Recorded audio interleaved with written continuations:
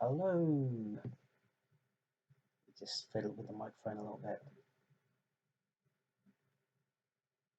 Okay. So, hope you can hear me. I'll try and speak loud, which isn't easy. So this is my second Euros video. So this is this is just a quick review of the last 16, where we're at. If you see my previous video, we did some screenshots from the England game. So, difference with this to that is okay. This probably largely will be highlighted at England, but the majority won't. So it's more review. Those screenshots we're not going to include. Could do. Just think I want to make this quick and simple. So yeah, bit surprising. Just not shocked, but I have been shocked. Almost shocked at generally the way most teams have been playing. Not all. So I mean, to sum up with England, I thought better, generally a lot better. Still quite negative. The players, I was, if you want to put it like this, negative about. I was just highlighting what's wrong with how they're playing. I don't think played well enough, including Sterling. Although he did get another goal, yes. Um, so that's England. Um, so we'll talk about England a bit later. Just generally, I think Um, generally speaking, what the quarterfinals taught us: one, you need to keep 11 men on the pitch. 2A, 2B. So 2A would be like typical sterile games that you get when a knockout because it's the football becomes too cagey because the occasion becomes too big. Talk about those in a bit. And then 2B, actually, others not. Surprisingly, that's kind of the shocking thing. A lot of teams just going for it. Two very high scoring goals, not down to teams making loads of defensive mistakes or playing badly, just teams wanting to play football, which was a pleasant surprise. Um, Three, no standouts really. I mean, in these kind of tournament football where you get the best players, in this case, the best players in Europe, seems to be less standouts each kind of cycle of 4 years. So I go back to 86 and 90, and it's obvious who the stars are. And then obviously nowadays we get picked up quickly by the big clubs. So you've had Carrick and Rooney in the England team going to United after big tournaments. Rooney's not a surprise, but he had a very good tournament. It was a bit like, right, get him in now. Carrick, one of United's best signings over the last 10, 15 years, without a doubt. The best signing United have made. A lot of money, class player. I'm a United fan, which you won't know if you haven't listened to the last video, and you all know. Don't hold that against me. But yeah, I mean, I'll put it like this on that, no standouts. So, who would you buy? Who's impressed you enough to just buy, and who has impressed you enough just to buy whatever whatever the cost. So there were every tournament there's probably been for years and years and years going back, sort of 4 or 5 players which you talk about here. I don't think you talk about anyone really. I mean, a few people spring to mind. So I think Jack Grealish played really well. As an English person, that's no surprise. Um, if he played more, maybe you'd talk about, maybe Barca buying him or Real Madrid or even one of the Italian clubs. I'm not sure he'd fit in with the Italian clubs. He's too attacking. Um, Italian league's kind of stepped down. No guarantee of medals. La Liga step down, I think, the Spanish league as well, slightly, just generally on the average club. Although there's a difference between Barca and Real Madrid and Atletico Madrid, and there's a difference between Atletico Madrid and everyone else. Because we saw in the Europa Cup final, Villarreal weren't really um, promoting Spanish style of football, um, promoting more like Jose Mourinho Park the Bus style of football. So Jack Grealish, the is it the Czech lad, who I think tied in with the club. He would be a possible buy. Saka, obviously he's a young kid. Arsenal aren't going to let him go. But there's no one tied on. I mean, Jack Grealish for me, but like for me, he hasn't played enough minutes. Jordan Sancho's the drawn out transfer of the Euros, and he's hardly played in 4 games. So yeah, I mean, just typical players. So I think the Swedish guy last night, when Sweden got knocked out, who hit the bar 2 or 3 times and scored from a deflection. Ironically, he's a deflection for one of his shots to go in. I thought he played really well until the Swedish player got sent off. But no one.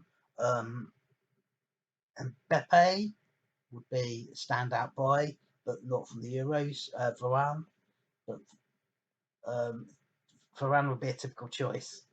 Um, Probably most interesting, I think, at the moment, transfer-wise, is what's going to happen with Gareth Bale, which is probably nothing. He's going to go back to Madrid and either see out his contract probably because he's only got 12 months left. No one's going to want to really spend loads of money um, on him, I doubt, unless Real are just like, okay, let's just cancel your contract. We'll pay you up and you can move on. Or we'll pay your contract, or maybe they'll loan them again, and someone else will take a tenth of his wages or something like that, like Tottenham did. But no one can afford Bell's wages. That's half the problem. We're also in a pandemic as well. Still, who knows what's going to happen? So anyway, hey ho. I'm just thinking all with that transfer thing, just like it's become very team orientated rather than individual orientated. Obviously, teams win matches. It's not individuals, but individuals playing. So the likes of Gascoigne scored against Scotland in Euro '96, and Mateus in Italia '90, Maradona '86, kind of standout performers. But again, you go to the last World Cup and no one really stands out like they used to in the '80s and '90s in quite the way. Like Messi got the Golden Boot, didn't he? And he really didn't do that much. It was just Messi. It was probably more Messi than he was Messi. But there you go. So, review. So, Wales, Denmark. So, yeah, I'm really impressed with the Denmark team. So, I think actually, before we continue, just like you would expect, more nervy matches, you expect the teams to step up. The real tournament proper starts now, and the real tournament knockout football proper starts now because obviously we haven't had knockout football before. So, Denmark really impressed. Wales totally rubbish. So yeah, just really impressed with Denmark, the way they changed the system to cope with Bale because he was dominating a bit too much for 10, 15 minutes, and then they swapped their back three around, and one of their back three came out and did more of a job on Bale. But just really impressive. They totally outplayed Wales. I've got more confidence and more togetherness. Obviously, you got the Christian Eriksen factor, which helps, but like they played really well as a team. We talked before in England the game about how do you win matches. So if you haven't listened, very basic. Score goals with possession, but you need possession with pace, penetration, intelligence, experience. Need to move the ball around quickly. So they very much increased the pace of their passing, and their movement was much better. So Denmark, the big improvement from group stages. I thought they played really well actually.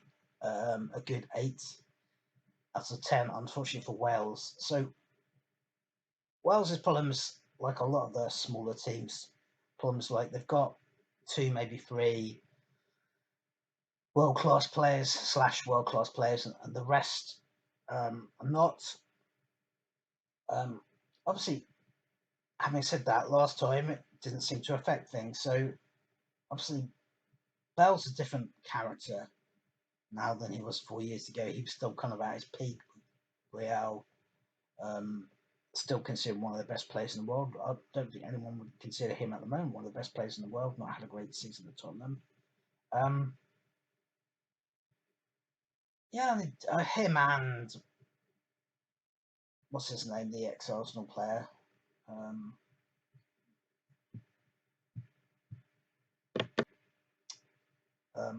Ramsey. So they were having a big impact. They changed the system. Denmark just played much better. Wales were a bit flat from there, but Wales really, them hub management team, didn't really do anything for 70, 75 minutes, just like normal what they've done before. Wales have been a bit like that. Like, just like what you see is what you get. They either play well or they don't. The bench don't seem to, particularly in this game, but actually over the tournament, don't seem to react strategically and technically and change the game. And in the end, heads down. Individual defensive errors. That defensive error for that, I think it was the second goal, or was it the third goal? Was shocking. Like, just kick the ball out as quickly as you can without thinking about it. So he wasn't under much duress. Just the duress was the situation that he had the ball on his pretty much his goal line, just whacked it straight at the Danish player, who then scored. I think partly that, honestly, which no one's talking about, is the Ryan Giggs factor. So I'm just not actually at the. I'm a big Giggs fan, but obviously you can't take Giggs into a tournament with his personal factors, particularly in current culture and the way the current world culture is. They just get like panned.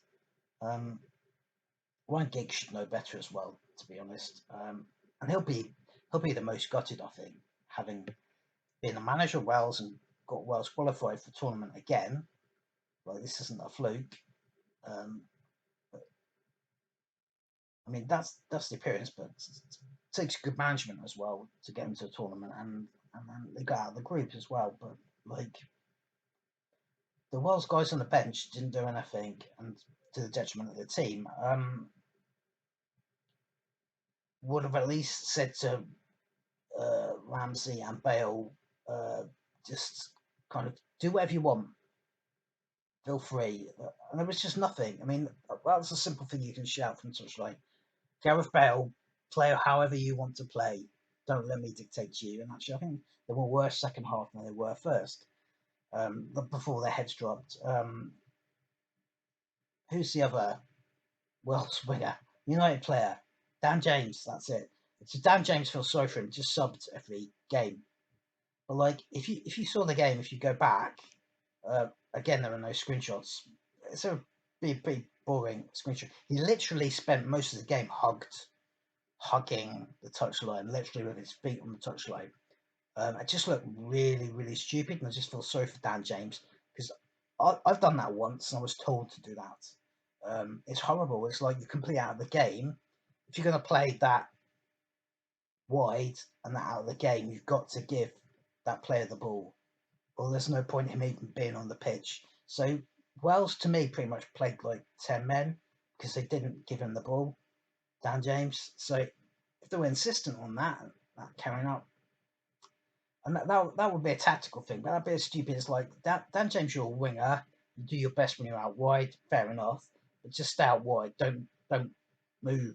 It's like, well, it's up to the players to give him the ball. If they don't, it's not point him being in pitch, so he moves in. I don't know why he was subbed for that match. Him with the other two, Bale and Ramsey, are the only ones who are really realistically going to change the game with up in their performance. Again, say to Dan James, just do whatever you want to do for 15 minutes and then we'll sub you. But anyway, so yeah, good match as well to start off with. Then you have more of a classic quarterfinal knockout match. Obviously, last 16, that's not quarterfinal. So Italy v Austria. So um, Italians just persisted, so they don't seem to have a plan B. Austria stepped up. So with the smaller teams, you expect them to step up. They have a bit of confidence. They go out of the group. They pretty much achieve what they want to achieve. Uh, if they get beat 3 or 4, I mean, if Austria got beat by Italy 3-0, they got beat by the same scoreline. Austria pretty much beaten.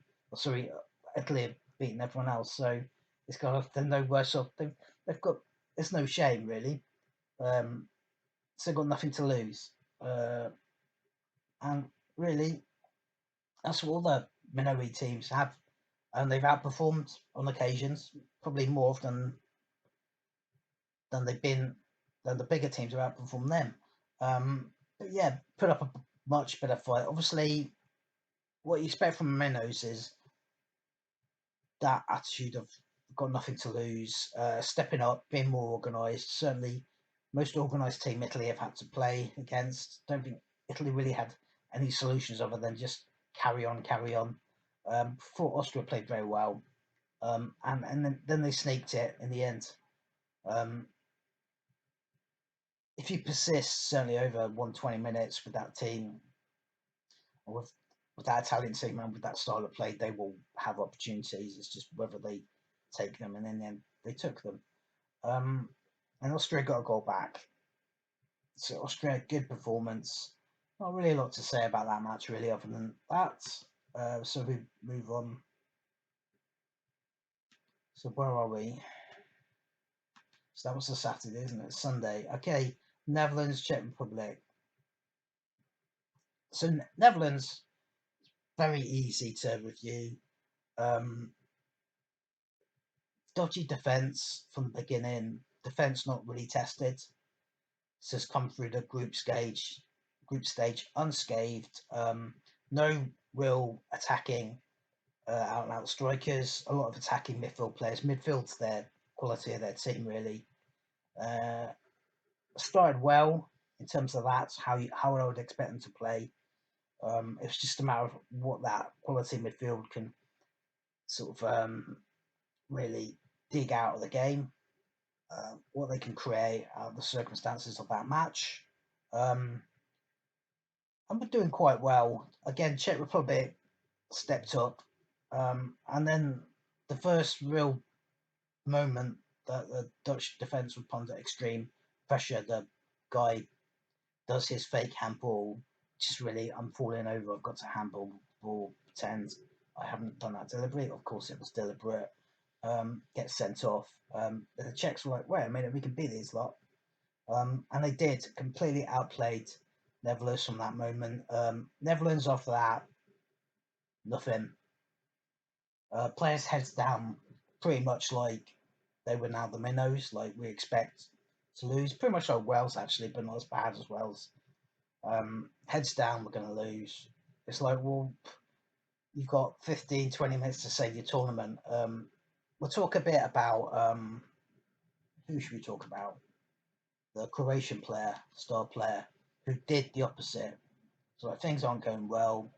You need your star players to stand up and your team to start to play with no fear and to really try and grab the game by the scruff of the neck. If you get if you get beat by the opposition minnow scoring one more, two more goals, so what? You're still going home. The point is, you're going home, do something. So really disappointing. Belgium-Portugal, typical game. Excuse me, just coughed if you didn't hear that. So, two big teams in the last 16 for whatever reasons, but they were just like this really typical KG knockout football in the middle of a tournament, international tournament, just like really disappointed with Belgium actually. That he didn't really step up and play, quite negative, and I'm like, if they play like that, they're going to get whooped. I felt at the time, but like with how some of the other teams are playing as well, and even the minnows, um, really the ball team actually who won of the last 16, surprisingly. So both teams very cagey. Portugal really not offering much. Typical Portugal team the last sort of 5-6 years. Let's rely on Ronaldo to get us out of this. So it's just being very cagey until it takes a super goal from the superstar player's brother, Hazard Jr. Great goal, by the way. There were comments about the goalkeeper. I'm not so sure. Maybe a bit. Maybe a first class, world class goalkeeper could have saved that, but Portugal goalkeeper, the Wolves goalkeeper, isn't that world class. He's very, very good, but he's not that standard.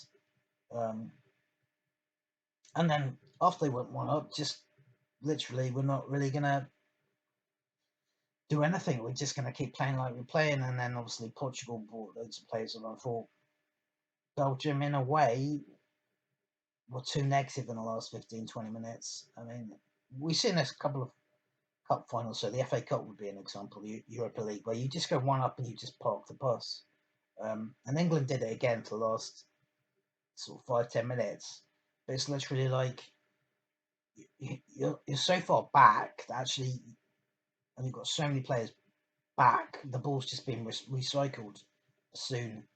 And just Belgium just really opposite of what I'd hope / expect from Belgium, but they made it in the end. It got I got some comments by the manager saying like we're just gonna eke out or win basically. No, you're Belgium. You do it in style. Um, I mean, they've been a bit more. I mean, obviously, gung ho is not the word, but they've been a bit more free, a bit more. Let's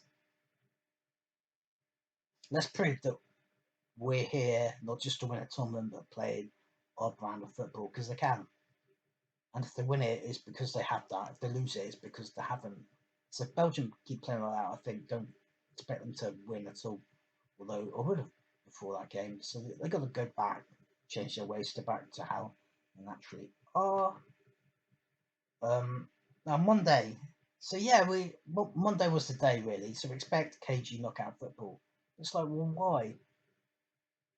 If a team's losing going out, why don't you just play football to the best of your ability and show off your skills and show off your team? If you get knocked out, you get knocked out. But at least you tried. So Croatia, Spain. So for the Croats played really well, and just in spells, I think Spain outfought them a bit, created chances to win. Um, who's the Croatian star player?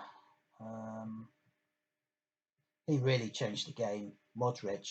Modric was outstanding. So we talked about experience, players with experience, and this is the perfect example of why you need players with experience because they've got the quality as well as experience. They can change the game. Um, so Modric knew how to do that. It's like, well, we're 3-1 down. So Spain had a period of maybe 20, 25, maybe shorter, maybe longer, where they just kind of overwhelmed Croatia. And Modric then just took control of the game and they scored 2 goals. It was literally like such a turnaround. Spain didn't know what to do. So I think Spain's weakness, they're never going to win the tournament unless they improve. The defending's not great. They don't seem to handle a corner at all or a cross ball. So literally, if you're playing Spain, wide game, get the ball into the box. Um, potentially one-headed goals, two pullbacks. So you've got that option of crossing the ball, and actually, if you've got people there for the pullback, it's we kind of said this as a comment in the previous year. If you've got players there for pullback, if there's too much attention on the out and out forwards heading the ball, they'll be left free. Third, just knockdowns off the balls coming in, either off their own players or for Spanish. So I see Spain getting beaten. Big kudos to their goalkeeper. So watch this Croatian first goal. So actually, it kind of started Spain a bit more in control than Croatia squad, and it just gave them loads of confidence. And it wasn't until that period of Spanish possession and they scored those goals that they really started to dominate the game a bit. But that own goal gave Croatia loads and loads of bags of confidence. They seemed to take that into the match and to be really challenging Spain. And then 90 minutes is up. It's 3-3. They're still on a roll from like Modric just grabbing the game by the scruff of the neck and scoring 2 goals. In fact, put Modric in an England team, and I think they're guaranteed to win the tournament. Ironically, it's what England are not lacking, that type of player, not just with the experience or quality, but can grab the game by the scruff of the neck and create those opportunities. So fair play to Modric. Modric, he kind of really in extra time out Modric himself and just ran out of juice. Had to be subbed. But fair play to him for that. Wow, what a performance! Awesome. So they took that into extra time, Croatia, and then the goalkeeper stepped up and made that save. Awesome, world class save. Obviously, if Croatia score that goal when it's 4-3, you don't see them coming back. And that seemed to wake Spain up from that period. I think this is the issue. Don't necessarily understand because these are the best teams with the best players in the world. But in a game of football, you're going to have a period where you're out dominated or a team comes back and scores a goal. You've just got to mentally not just like fuzz out of the game, switch off the game. You want to keep that mental attitude. I mean, as I just said, you are the best players in the tournament with the best teams in the tournament. You should be doing that. They just seem to like switch off. So that Spain seems to have a lot of fear factor, and I think it's down to the way they qualified and they've not played that well, and they struggled to get out of their group, and they struggled for performance, they struggled for wins, and I think they're being criticised. Obviously, they're going to be compared to recent Spain teams of the past, and they're not comparable. But then haven't got those players in midfield like Xavi and Iniesta, who were world class players. So although we think of that as um, the Spanish way, well, actually no, Spanish way is just because they had the quality of players, and with the quality of players they had and the ability to and the Spanish way of playing football, that creates a golden generation. So you kind of feel a bit for the Spanish players. So Busquets, as an example, he's currently the player with one of the players in the Spanish team with the most experience, certainly in midfield. It was kind of the worst of that backhand of Spanish generation. Sort of you put him way behind Iniesta and Xavi, but way ahead of all the other uh, midfielders and probably other players in the Spanish team. Some good goals though by Spain, and they eventually got out of their fuzz. So I kind of would have expected all the sides to see a lot more legginess and tiredness. Not so much just in extra time after 90 minutes, which you'd expect anyway. That'd be the case. Most teams just will go for the extra time's funny because the players are tired and exhausted from the game, and the build up of games want to switch off, and that just didn't happen. They wanted to still go for it. So game where we had penalties was France Switzerland. But anyway, the Spanish got themselves out of it in the end.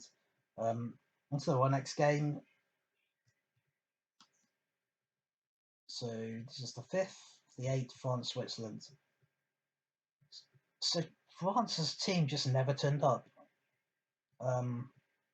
Reminiscent of the great France team that got knocked out of the World Cup when they didn't turn up, and the Spanish team after that golden generation was ending, where they just didn't turn up. So a few outstanding individual performances from the France team. Just never really got out of third gear. Kind of got into second gear a little bit, but really they played for 10 minutes. That 10-15 minute spell where they were awesome. And scored the 3 goals, but the rest of the game they weren't really there. They weren't really at it. Surprisingly, given the occasion. I think there were some comments by Deschamps about the plan the tournament to kind of start slow and gear ourselves up as we get into knockout stages. Well, I don't think that works in tournament football. I think you have to gear yourself up for the prep for the first game, and if you haven't, and I think this is possibly the problem, and again the pressure and the fact that the France and Spanish teams that passed those golden generations, they're coming to the end of that time.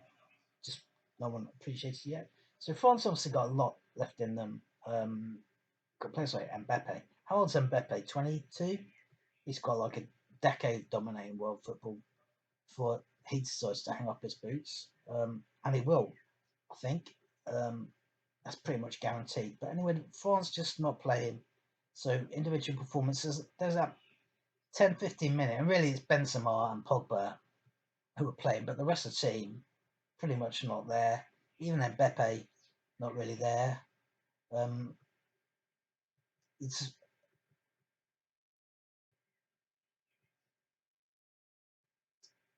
so I guess there's two other comments that I was going to talk about extra time, but actually having had that 15-minute spell, keep it up.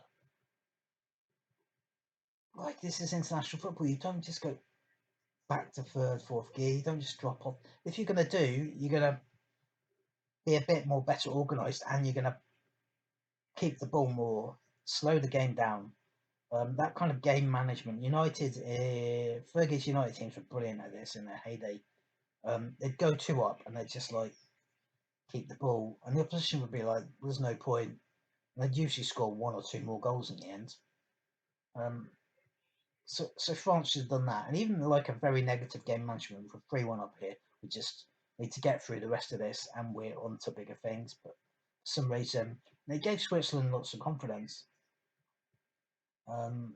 So again, the real shocking thing in this, these 8 last 16 matches, like the team's really going for it. Even not even the minnows, especially the minnows, just really going for it. And why not? I mean, France were there for the taking the undoing. You don't necessarily expect that to happen, but maybe you expect them to lose a goal. But Switzerland did undo France with their attacking football. They got 2 goals back. France didn't offer anything in extra time. Switzerland kept playing, confidence, took them to penalties, and then Beppe missed like 9 out of 10 world class penalties, much like the Villarreal United Cup, Europa Cup final until it got to the goalkeepers. Yeah. It's funny penalties because like teams seem to be really in the past geared up for penalties. Then don't want to go for it this time. They don't want to get to penalties, and if they have to, they'll take penalties. Almost like they haven't practiced them. We need to get this game done in 120 minutes, which obviously wouldn't be the case. They would have practiced penalties. But ironically, the Switzerland penalty taker was rubbish. He missed his last 3 penalties, now 4, I think. Penalty was fine actually, but it was like he pretty much narrated it for the goalkeeper which side he was going down. It doesn't matter how you hit it, unless you hit that perfect. Once it's obvious which way you're going, and this is again what David De Gea did. an example of how primarily what you don't do when you're taking a penalty, make it obvious to the goalkeeper which way you're probably going to go. That's why Bruno, we haven't talked about this before, Bruno Fernandes is so brilliant at penalties with his stutter and stuff and his stop-start approach. He's not doing that for any other reason than he's trying to make the goalkeeper commit. He's obviously practiced this a lot, so his style is simply two things. So when he does that, and once the keeper commits, he goes the other way. Easy goal. It's the easiest way to score a goal, to make the keeper commit and then just put it in the other side of the net or even down the middle. I mean, you could like tap it at 2-3 miles an hour and the goalkeeper's not going to be able to get up and go back, and it could always be embarrassing. Obviously, if you get it wrong, you embarrass yourself. But then if the goalkeeper doesn't commit, he commits to keeping it low and keeping it as far to the side of the goalkeeper as he can. And then because the goalkeeper's not committed, he's not really going to get the ball. So unless that goes wrong, that's a foolproof penalty. So we've seen a lot of good penalties in the top corner. It's kind of risky because you can balloon it over the bar or hit the bar and you look a bit of an idiot. There's no more idiotic thing other than possibly the one I just suggested and the chip and it not working. Because you haven't even got it on target. You've at least got to get it on target. So France, Switzerland. France just very like that's one where you don't turn up and you're the best team in the tournament in these matches. You're going home and it's embarrassing. It's happened to France before. So let's do Sweden, Ukraine. So I mean, generally speaking, I'd have thought that all the games would have been a lot more cagey than they actually were. The only one that was cagey, which I expected maybe necessarily not to be, Belgium went for it. Portugal had played that way in the past, just the Belgium-Portugal game. Sweden, Ukraine had like fear, nerves, caution, caginess written all over it, and both teams just went for it. Ukraine just seemed to have a very together team, but a very simple way of playing football, like very counter-attacking, a lot of pace, but basically once they lose the ball, five-man defence. It just seems like Sweden were up for it. So again, Sweden increased their pace of the game. We're not playing quite as well as Denmark were playing, but similarly. So I think they might watch the Denmark game and go, that's how you win a game against the team you're expected to be. Sweden and Denmark aren't some of the bigger teams left in the tournament, but they're bigger than the expectation of them is to win that game. So they played attacking. So I think Sweden did really well up to a point. The Ukraine were never going away like Wales. So that's an example of Wales, how you commit to a match where the other team look like they're going to win. So just keep it up and keep it up. And then something happens. So again, Swedish player gets sent off and then just changes the game completely. So Sweden were just going to win that pretty much 99 times out of 100. So what would have changed that is just like freak bad luck, not scoring. If they kept making the chances again, I alluded to the fact that the Swedish player, is it Forsberg or Forsberg, very good game, brilliant game, up to the point where the wind just got kicked out of their sails. All the confidence went Sweden when the player got sent off, because it's like, oh, this isn't so negative now. Sweden would have won anyway.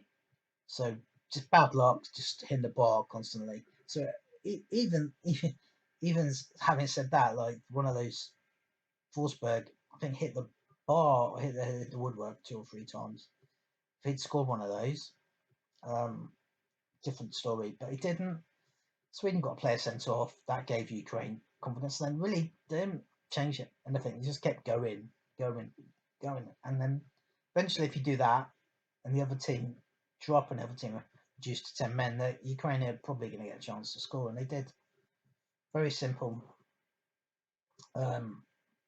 So England, Germany. So I would have expected England to win anyway. I'm not into all this great talk about the hoodoo or whatever people's. It's all a bunch of rubbish. It's a full match. Whoever plays well for 90 minutes, given luck, a bit of bad luck, is gonna win the match. If you get bad luck and the hoodoo remains, it's not a hoodoo. You just do the same thing. You know, eventually England were going to play Germany in the tournament, and they were going to beat them. Was it 2002? They beat them Euros 2002, and both teams were rubbish. So that never gets talked about. So there is a statistic I came across. So actually, Germany's hoodoo over England's it's all psychological. Germany don't have a better record against England at all. They're only doing World Cups, and this isn't a World Cup. So there you go. You could say there's a part to it to knock out, but it's just rubbish. So this Germany team very weak. England obviously won 2-0. This was England's opportunity to step up, which they did a little bit, but they could have played better. I thought, given how we'd say this is a really attacking squad, has been one of the most negative teams, England actually. Statistic-wise, just not there at all for an attacking team. That's partly because the way they've been playing, and partly because half the attacking players have been on the bench too much. But this was England's chance to beat Germany, which they did, and to turn around their performance, which they didn't do as much as I thought they could have. But Germany just weak. So played very well against Portugal, but Portugal just poor. But this is an elderly German team, not so good. The youngsters aren't so world class as the team that won the World Cup. All these players pretty much now gone. The players that remained have been kicked out for the new generation and brought back in because the new generation aren't good enough. So this was a chance to really beat up Max Hummels. And England didn't really take that opportunity. I thought it was a good match. Game of two halves, really. So the first half, England were classically England and Germany were classically a continental team. I think that's just 50-50. So it was it's pretty easy to talk about Germany. So Germany were playing nicely through the stages.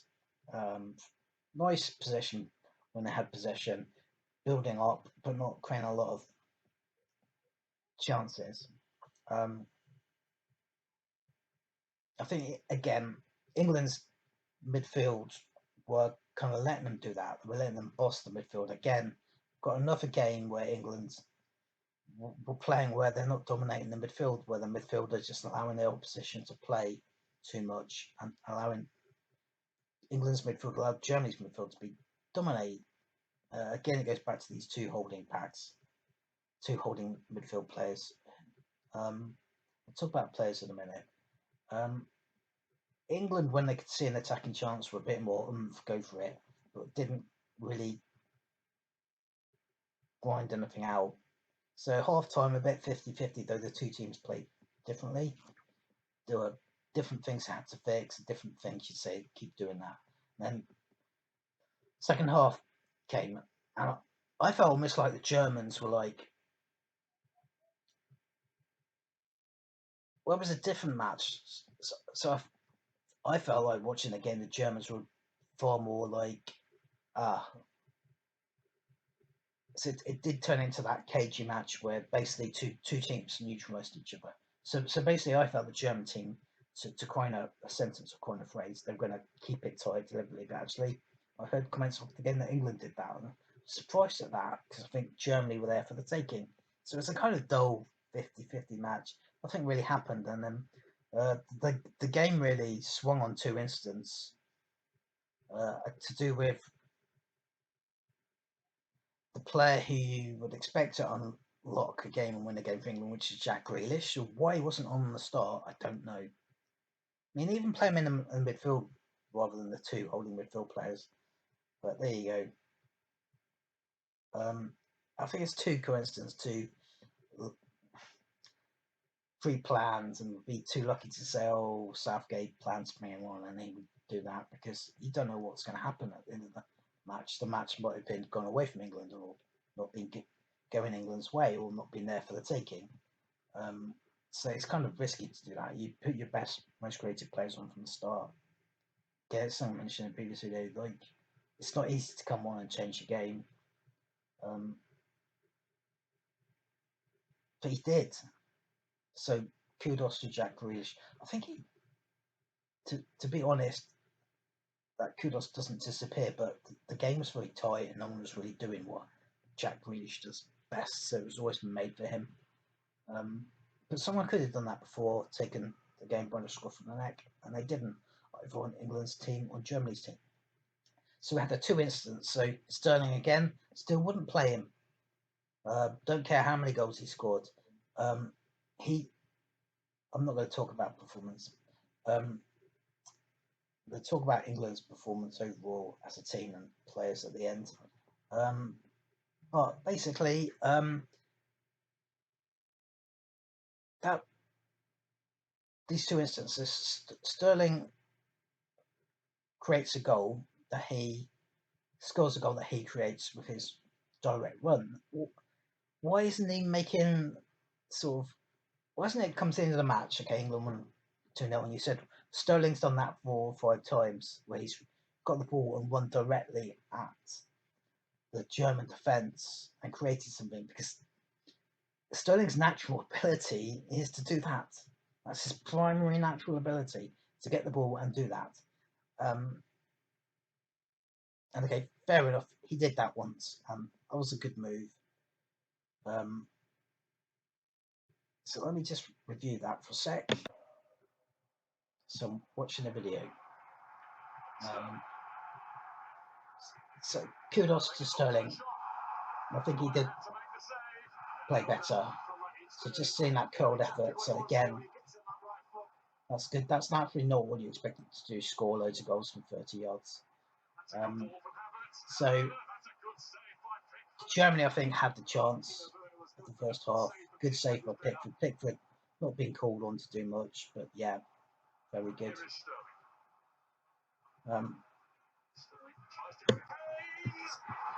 So yeah, Pickford probably standout player, certainly from what I would have thought. Harry Kane had that chance where he should have shot and was a bit unlucky. Actually, just looking at the replay, it hit Sterling's heels, didn't realise that.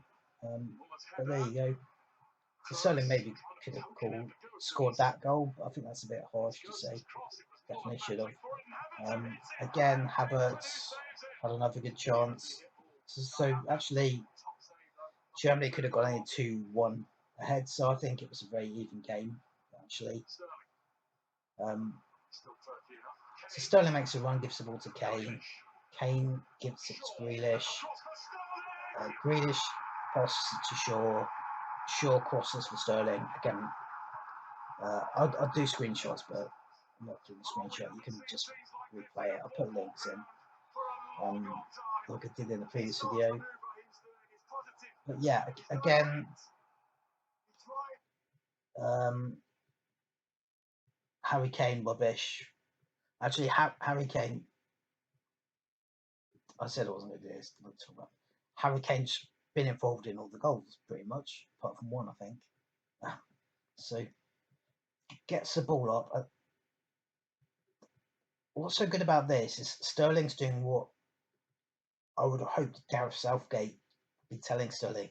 This is what we expect of you time and time again and again, nothing else. Which is just get the ball and just drive at the defence. Use your pace, either drive centrally towards the goal, or if you got the ball out wide, drive down the wing to make a cross. So drives. Harry Kane naturally is the back to front striker, so he gets the ball with his back to goal. feeds it to Grealish, who's basically, I want the ball. And that kind of possession with the movement, with the pace, is how you create goals, basically. And Grealish sees Shaw out wide, gets the ball, and then both Kane and Sterling make the one into the box. Now, I criticised Sterling in the video for his movement, just like not thinking. Actually, so Shaw had that cross from the Scotland game where only only Kane's in the box. Sterling makes a good run with Kane, and Shaw's got two options there. So that keeps the German or the opposition defence, which is what the Scots defence didn't have to cope with in that moment. Shaw can only pass to Kane. That gives England a better chance of scoring because they've got two options, and doesn't mean that Shaw needs to be precise with your cross. I've been in that place before when I played football. You cross the ball not to the player, as in, well, I'm going to cross for them to do whatever, but you place the ball in a position which is just around the 6-yard box. Depending on where you hit it from. So sometimes you have to cross it more slightly forward as well as sideways. But basically, the goalkeeper can get the ball if it's in the 6-yard box. Cut out. So anyway, Shaw gets the ball here. Let's see where he crosses. Yeah. So it's literally on the 6-yard box. Straight on the plate for Sterling.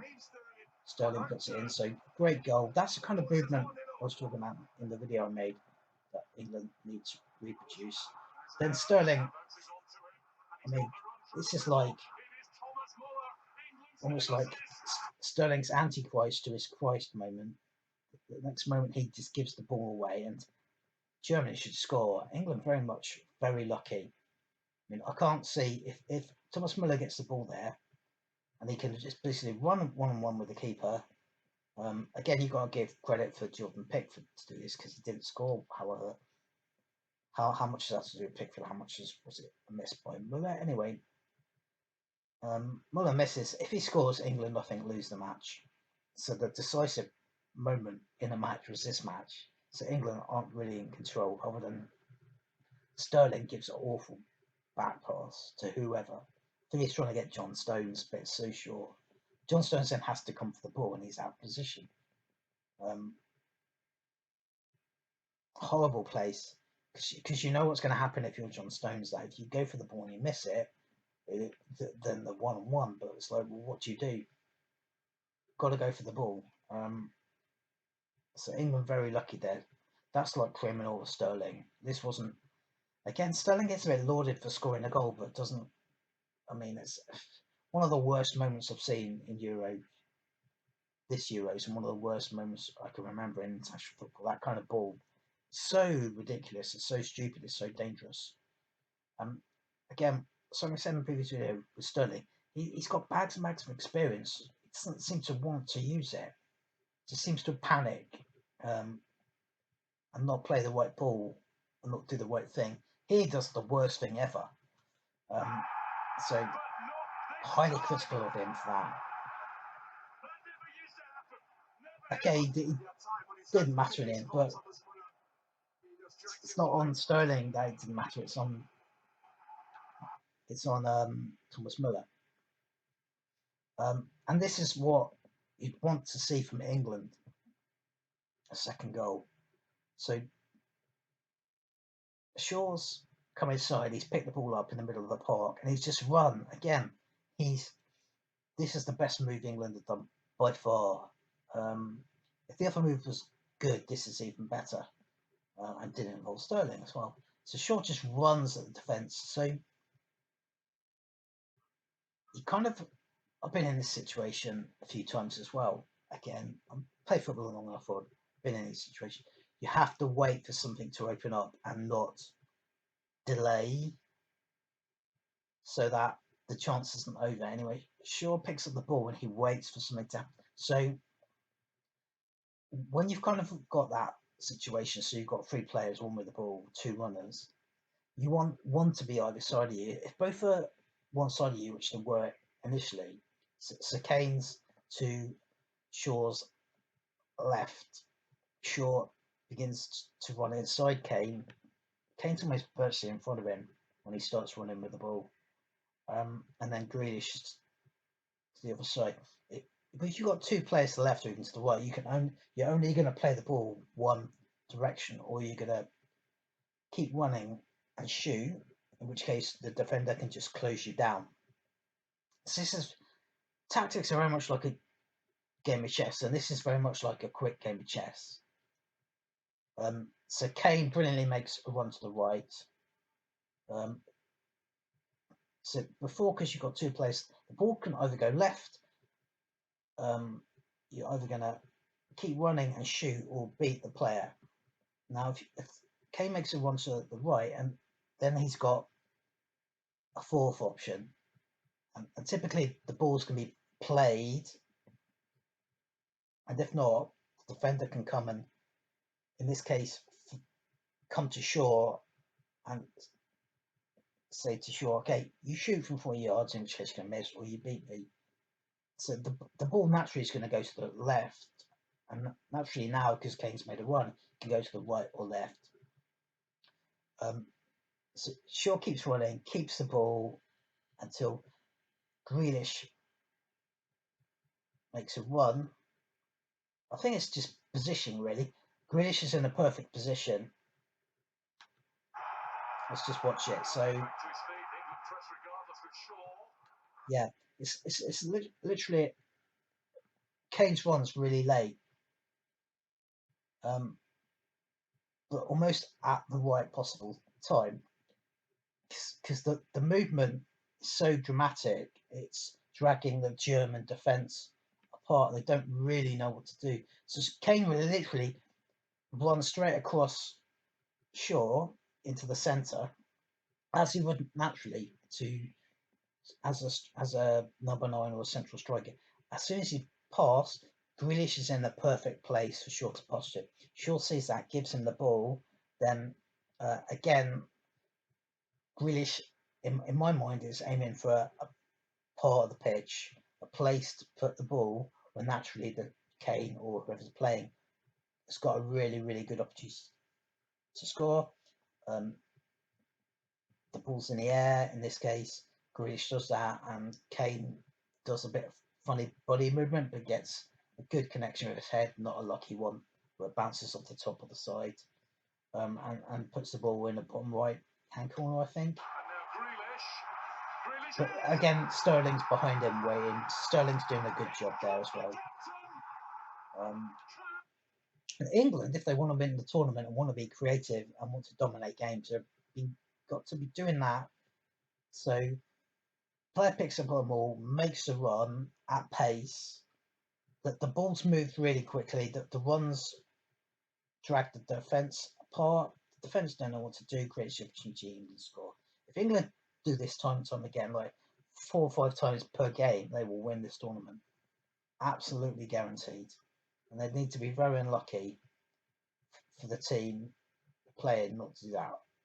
That, or one of the teams that needs to be playing needs to do the same thing to them and outscore them. But England won 2-0. Individual players, so I'm not going to repeat my criticism, but I will repeat my criticism. I will.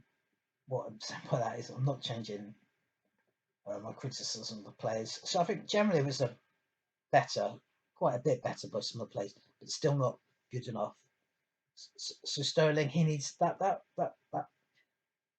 run he made for the second goal, and his critical picking up the ball and running straight at the German defence, the opposition team's defence, is what he needs to be doing 3, 4, 5, 6 times, as many times as he can.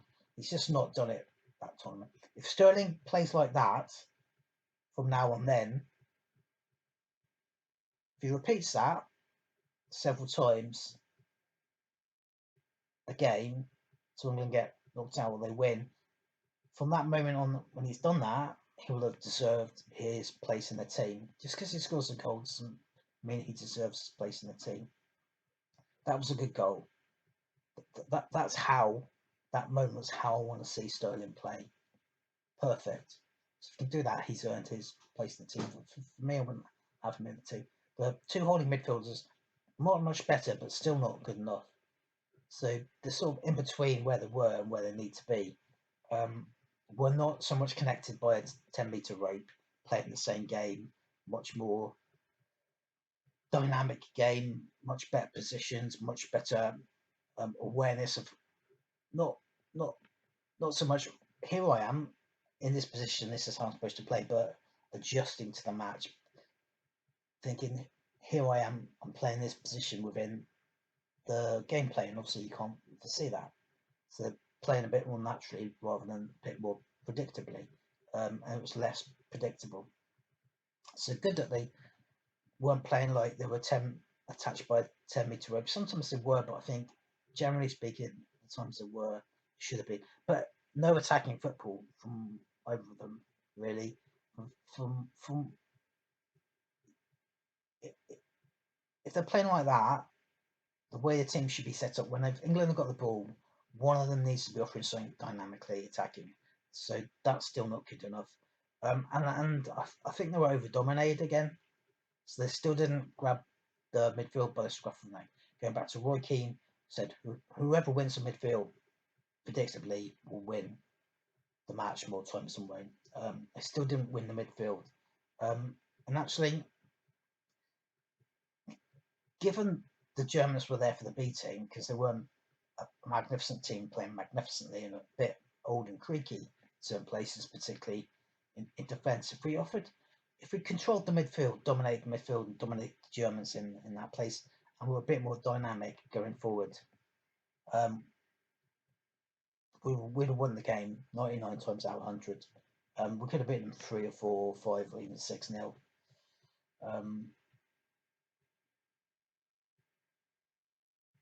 Not necessarily, it doesn't change the result, might change the scoreline a bit, but we would have dominated the game rather than just winning 2-0 by two outstanding pieces of play.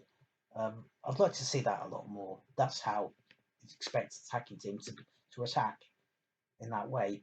So, again, in the team that Gareth Southgate picked, so pretty much all the um, all the attacking play and all the play that has resulted in goals has been between Shaw, Grealish, and Kane. So why it's down to Shaw, the left back, I mean, that one of his was just amazing. But it shouldn't be dependent on him. He should be doing that, adding that to the game. That should be expected of him. But he's the only one delivering it. None of the other players are. Mason Mount's not delivered it when he's been playing. The other two holding midfielders, Rice and Phillips, haven't really been. Phillips did it once. And again, it's just not good enough for me. Because they should be playing better. They should be creating this. So part of it is the way that, again, if you review what I've said before, the way they're playing, how they're set up playing, how the formation set up to play, far too defensive. And the team that Gareth Southgate picked. So Grealish should have been on from the start, doing that from the start, because he would have done. No real, for Grealish coming on really changed the game and allowed England to play like that. So sure, that one of his, the second goal, awesome. But he shouldn't be the player that's doing that. No one else did that in the England Germany game. That for me is just not good enough. So England defence. So yeah, Harry Kane again far too isolated. Again far too isolated. Not if he's isolated, he's not getting the ball. He's not getting enough touches of the ball. He's got to come deep. And if you don't come deep, you're playing out of position. So we've seen in a previous video that when Kane's done that, Sterling's been like playing. So Kane's come deep to pick the ball up or to be involved in the game, and then Sterling's gone to his position, but particularly for a natural height wise and power wise, that's Sterling can't play that even if he tried. So it doesn't really work. And both England's goals against Germany, he needed to be where he is, and I think he does need to stay there. And then it's almost like Gareth's just told him to stay there, and I would totally agree with that. Just stay there because England got enough creative players on the pitch where he shouldn't need to do that anyway, ever. So just stay there. And obviously, when he's there, if he wasn't there for the goals, England wouldn't have scored those goals. Wouldn't have happened. So that's kind of why he needs to stay there. But Grealish should be on from the start. Saka, good start. Again, when you deliberately make the game go tight, those sorts of players are just not going to be in the game unless you do something in terms of changing the way you're playing or give him the ball. So not quite so good first half as he did in the previous game, but still good enough to be picked. Second was just not really in the game because of the way the game was going. So I don't know whether that changes the way you see him playing in the next game. But generally, yeah. So Kane had a better game, but not really. He just scored a goal and far too isolated. Saka and Sterling were actually playing close to him, but just not linking up with him. So that's kind of good, but unless he's getting more of the ball, what's the point? Again, it goes back to system formation and how they've been set up to play, which is wrong. Defense just outstanding. Pretty much, Germany are going to get one or two chances, apart from the chance Sterling gave Muller, which wasn't defensive for. Just the whole defense were outstanding.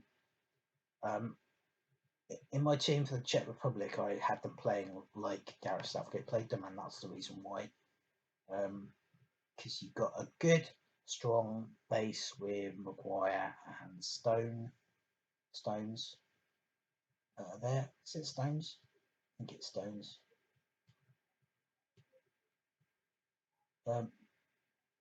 Know each other, yeah, Stones. Know each other very well. Played that position. Know each other's games very well by now. Give the team a very strong foundation. Good base. Can sniff out things defensively, and then both create. Although the defenders, once they've got the ball, they can create something offensively because they're both those type of players. They're not like classic out and out old style British centre halves who come out with a broken nose every 2 or 3 years or whatever, and retire looking ugly. If you don't know what I'm talking about because you're that young, go back and refer to some of them. Terry Butcher with bandages around his head bleeding would be the perfect example for England. So yeah, that's that. So that's kind of the review. So we know what's happening. Last 8, we know who England have got. So I put some cheeky post up somewhere. I think it was Twitter.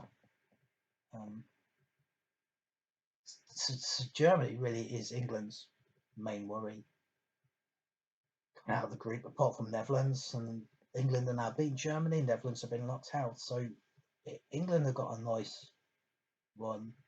So there's that expectation. Just from a result point of view, forgetting or even not forgetting all the hubbub about the hoodoos, it is great to beat Germany. Great result. Good for England. Good for the confidence. Good for the team. Good that they're still in the tournament. Good for the nation. They don't really beat a difficult German team. I kind of expected that anyway, unless the Germans put on something much better, which they didn't. That was always going to be the way, but we don't say, oh, just because that's what we expected, it's no big deal. Great result. However, do you think the comments coming out of the England squad are very spot on? Like, if we now don't move, take us forward, and win the next match, pointless. So they've got a good opportunity now to get to the final. Not just that, but actually they've got. I mean, they've got an even better opportunity because Ukraine are quite such a good team as Sweden and are far less experienced. I think we know exactly what we're going to get from Ukraine. I think if Ukraine get hammered by England 4-0, it's still a great tournament for Ukraine. They'll go home happy. Obviously, they won't be setting up or playing. They'll be playing to win the game. But Sweden would have been a more of a challenge, certainly more of an experience challenge for England than Ukraine. So they've got an easier route now. And who have they got? Kind of got to go back to my review.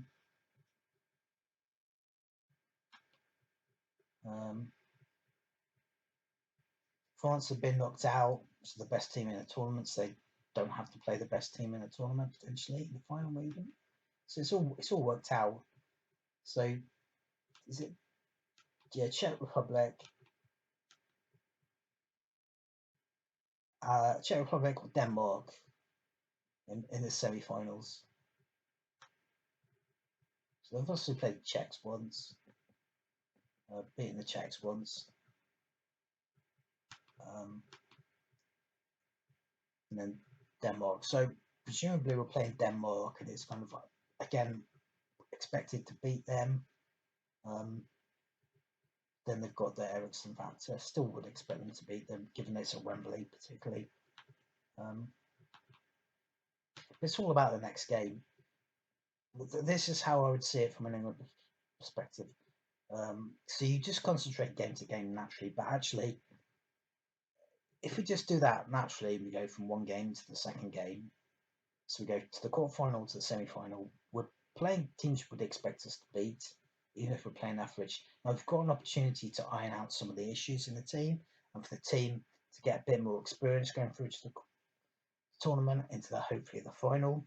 We'll play a much more tougher team, probably Italy or Belgium, in the other half of the tournament. So this is a good opportunity for England to play much better attacking football a bit against not quite as good opposition, and to meet that expectation and to kind of rise above it really. I'd like to see Gareth Southgate change the team up and play a far more attacking brand of football. I can't understand why he hasn't gone. If you saw on Twitter, my formation for the Czech game was very attacking with a good base, as I would call it. That he didn't go for that in this game or the German game, I don't think it's right, but I can understand his reason why.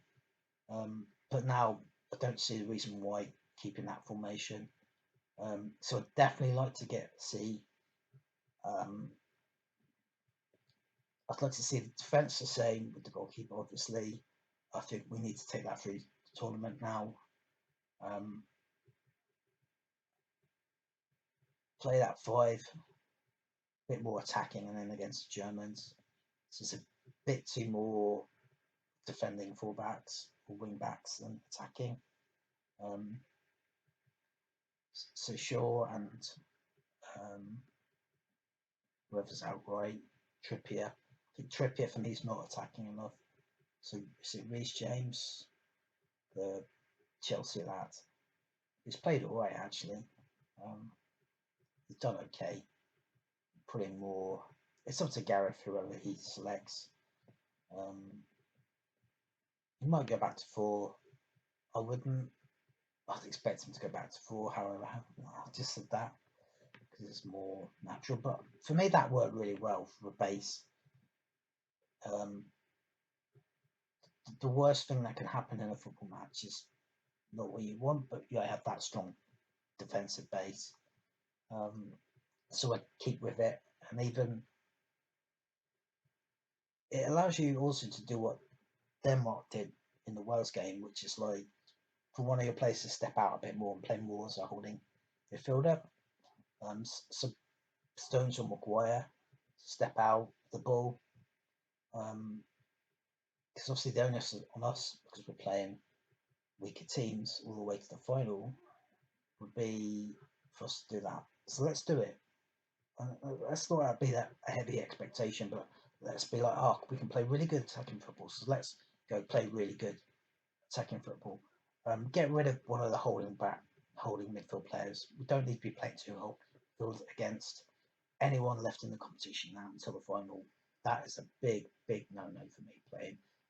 Naturally, because Gareth Southgate seems to want to stay with that formation, he will stay with it. But for me, we can be a bit more attacking. So even from the given we can be a bit more attacking, let's be a bit more attacking. Let's try it. If it goes wrong, we can put it back, but we shouldn't expect it to go wrong. There's no way it should be going wrong.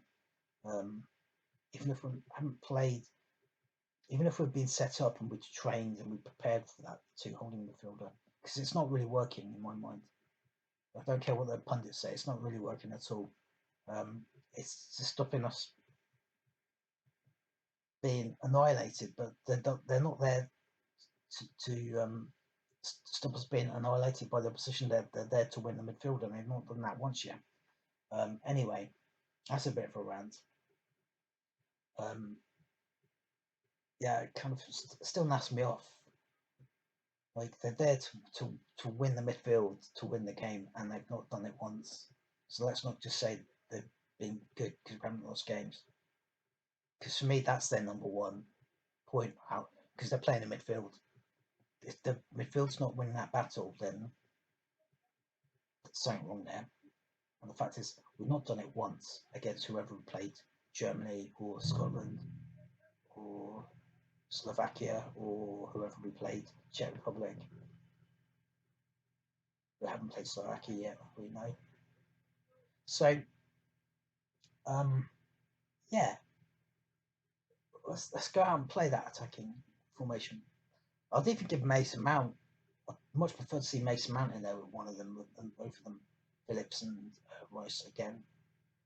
And Mason Mount certainly can play a bit 50% holding midfield player, if not 100% holding midfield player who can just play those balls from deep that we see them play for Chelsea. Attack. Personally, get rid of Sterling. Still, now if you insist, question me on that. Okay, why not keep Sterling? Given the way the tournament's gone and he scored goals, just assume that he's going to score loads of goals every game he plays. But I'd want to see him doing what he did for his goal a lot more. And then, as I said, he earns his place in the team. He doesn't earn his place by scoring goals. He should score. For me, to change the stupid attacking formation, which isolates Kane, put Rashford on. So Rashford naturally is a striker. This goes back to my point all the time. Naturally, Rashford can play that Sterling role, that Saka role, or that previously Foden role. But let's change something to do that, and let's have Jack Grealish on from the start because he really does change the way we play the game. He changes the attacking focus of the game. He creates the opportunities by how he plays, where he plays, and his movement, and his ability to create goals. He creates opportunities. When he's on the pitch, we're a different team. So the only negative I've seen of Jack Grealish being on the pitch so far is when we get dominated by the team and we're not giving them the ball enough. So if we win midfield, which we should be doing, don't get dominated like we have been, and Rice and Phillips don't get dominated like they have been in previous games, then if Grealish is on the pitch, we've got the ball, we can give him the ball. That's not a problem. Okay. So that's it really. for the review. Just going to finish it off by going into the other half of the draw. So Belgium, Italy, nothing more to add to that. I hope to see Belgium more attacking, not play like they do against Portugal. I'd like to see if they do that, they get hammered by Italy.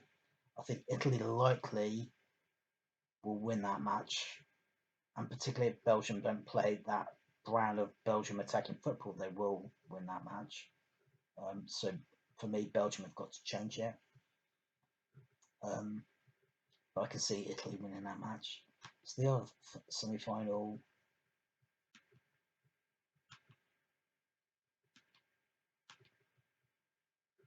Switzerland, Spain. So Spain. So Switzerland will take the positives from their last 16 match and move them into the quarterfinal with Spain. Spain have got to learn what they did wrong in their match in the last 16. Now, if Spain do, and what they should learn for that match, and if they do that well enough, then they'll win that match naturally. So it's Spain v Italy or Spain v Belgium for me. So if England gets the final, they'll play anyone of those four really, but Italy, I think, are the standout team. So if not Italy, if we play these next two games well enough, in my mind, we'll be playing a much more better brand of football, much more attacking brand, which creates more opportunities. We go into those games, if we play Spain, Switzerland, Belgium, I think, good enough to win that match. Switzerland certainly, Spain marginally, Belgium a bit iffy. Italy is another challenge because of the way they play and their passing game. As what we said about Italy previously, very well organised when they don't have the ball. But when they have the ball, they're very good with their pace, their balls, the fact they're diagonal balls. So we haven't really talked about those. Diagonal balls really possession and being progressive really win you football matches, not just straight up balls. And I think that's what the England game is showing as well, because it's more direct, it's more attacking, and it's with it being diagonal and that pace, it breaks open the opportunity to create more opportunities, and then that creates goals. And then once that's great opportunities, all the player then has to do who has the opportunity to score. So that's going to be more of a challenge. But I think potentially with the attacking potential in the England squad, we've got enough potential to give Italy a good game. I don't see them being previous version of Italy. I think they'll keep playing the way they have been playing in the tournament.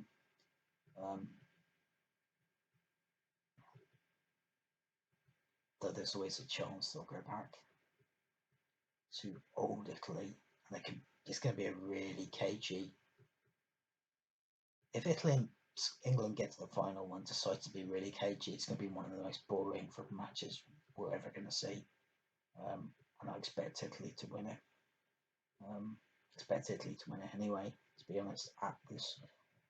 So for England to change that, they've got to start playing a better brand of attacking football in these next two matches, presuming they get to the final. And then we're in the right state of mind, playing the right kind of football to win that match. And then it's more 50-50, I think, depending on how the team that Italy turn up, who turns up for Italy, if Italy get through. Lots of ifs and buts anyway. But anyway, that's my quarterfinal review. I hope you enjoyed it.